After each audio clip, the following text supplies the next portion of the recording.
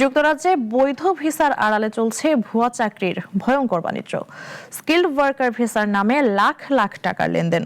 কাগজে চাকরি, বাস্তবে কিছুই নেই।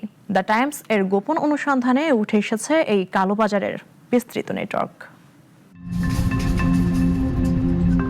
যুক্তরাজ্যে বসবাসের স্বপ্ন দেখানো ভুয়া চাকরির এক বিস্তৃত কালোবাজারের চাঞ্চল্যকর চিত্র উঠে এসেছে ব্রিটিশ দৈনিক দ্য টাইমসের গোপন অনুসন্ধানে দেখা গেছে অবৈধভাবে যুক্তরাজ্যে থাকার সুযোগ দিতে ভুয়া চাকরির বিনিময়ে বৈধ স্কিলড ওয়ার্কার ভিসা বিক্রি করছে মধ্যস্বত্বভোগী ও কিছু লাইসেন্সপ্রাপ্ত প্রতিষ্ঠান। পূর্ব লন্ডনের একটি রেস্তোরাঁয় গোপন ক্যামেরায় ধারণ করা বৈঠকে এক ভিসা এজেন্ট প্রকাশ্যে জানান কিভাবে হোম অফিসকে ফাঁকি দিয়ে ভিসা নিশ্চিত করা হয়। কাগজে কলমে সবকিছু থাকবে নিয়ম মাফিক, ভুয়া সিভি, বেতন কাঠামো, ব্যাংক স্টেটমেন্ট ও পেরোল, কিন্তু বাস্তবে চাকরির কোনো অস্তিত্ব নেই।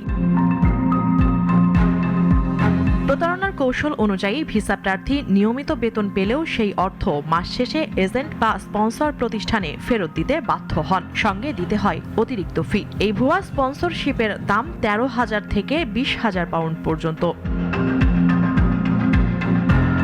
ধরা পড়লে বহিষ্কার বা ভবিষ্যতে যুক্তরাজ্যে প্রবেশে নিষেধাজ্ঞার ঝুঁকি থাকলেও অনেকের কাছে এটি দীর্ঘমেয়াদে থাকার একমাত্র উপায় হয়ে উঠেছে। কারণ নিয়ম অনুযায়ী 5 বছর কাজ দেখাতে পারলে স্থায়ী বসবাসের আবেদন করা যায়, যার জন্য এই চক্র ভুয়া কাগজপত্রকে প্রমাণ হিসেবে ব্যবহার করছে।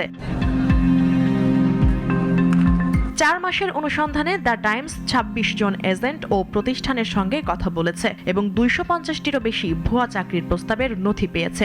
আতিথেয়তা, আইটি, ফিনান্স, মার্কেটিং থেকে শুরু করে সামাজিক সেবা খাত সবখানেই ছড়িয়ে পড়েছে এই প্রতারণা। কোথাও কোথাও প্রতিষ্ঠানের কোনো কর্মী নেই, অথচ তারা বিদেশে কর্মী স্পন্সর করছে। এই ভিসা নিয়ে অনেকেই পরে অবৈধ কাজে জড়িয়ে পড়েছেন। ব্রিটিশ সরকার জানিয়েছে তারা বিষয়টি তদন্ত করছে এবং গত 1 বছরে প্রায় 2000 প্রতিষ্ঠানের স্পন্সর লাইসেন্স বাতিল করা হয়েছে। মুনিয়া জ্যোতি, নাগরিক।